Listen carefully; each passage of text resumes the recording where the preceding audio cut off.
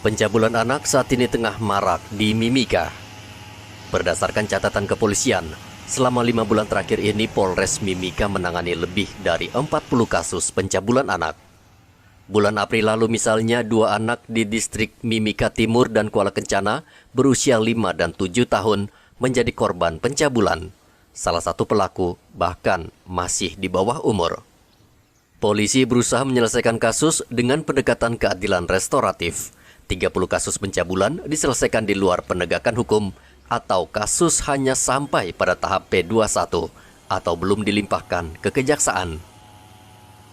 Yang mengejutkan, sebagian besar pelaku kasus pencabulan terhadap anak ini adalah anggota keluarga dekat atau bahkan serumah. Dengan kasus yang berhubungan dengan anak di bawah umur dari Satlantas Polres Mimika periode Januari sampai dengan Mei ini sudah lebih dari 40 kasus, yang mana 30 kasusnya kita sudah lakukan penanganan, itu baik berupa penyelesaian di luar penegakan hukum, restoratif justice, ataupun penegakan hukum sampai dengan P21 dan tahap 2 pada kejaksaan.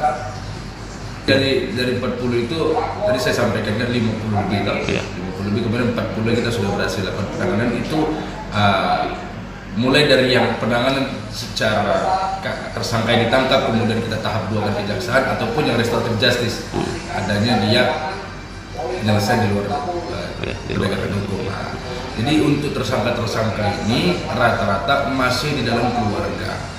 Jadi kebanyakan terjadi kasus-kasus persetubuhan atau pencabulan dari Kabupaten Mimika terjadi dalam keluarga itu sendiri. Ini menjadi perhatian kita bersama, yang mana kita tahu bahwasanya keluarga adalah tempat berlindungnya anak, tempat mengadunya anak, namun di sini terjadi tindak pidana persetubuhan atau pencabulan. Rata-rata motifnya karena mabuk, kemudian juga karena pemahaman agama yang kurang, sehingga mereka berbuat seperti itu terhadap anak di bawah umur. Menurut polisi, pencabulan terhadap anak di bawah umur umumnya dilakukan pelaku dalam keadaan mabuk serta pemahaman yang rendah terhadap moral dan agama. Ironis memang, orang tua dan keluarga seharusnya menjadi pelindung, bukan justru menghancurkan demi masa depan anak.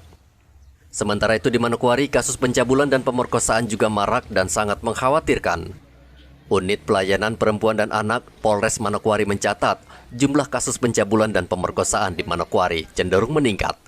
Sejak Januari hingga Mei 2022, Polres Manokwari telah menangani 60 kasus pemerkosaan dan pencabulan.